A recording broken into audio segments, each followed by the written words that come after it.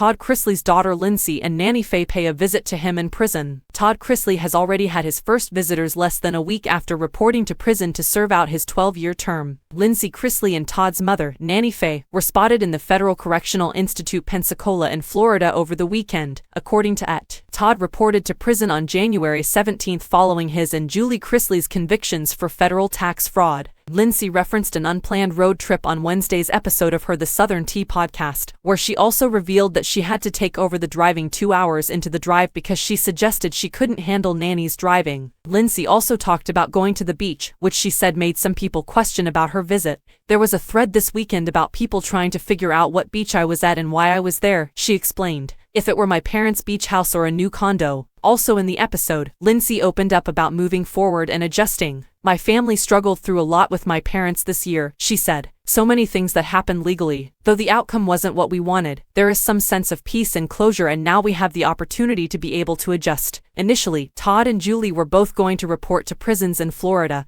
and be only 2 hours away from each other, but Julie was instead sent to Federal Medical Center Lexington in Lexington, Kentucky, where she'll serve her 7-year sentence. Before reporting to prison, the embattled couple hopped on their Chrisley Confessions podcast, originally taped on Jan. 10, and shared a final message to their listeners. Todd stated in the podcast episode that while things have been difficult, they could be worse. "Everything is relative and rough. Some would argue that we haven't had a difficult week," he informed his wife. "There's a lot going on. We are lucky to wake up every day with God providing us with the vigor to continue the struggle and to move forward." Savannah Chrisley recently took to Instagram, pledging to fight for this smile forever.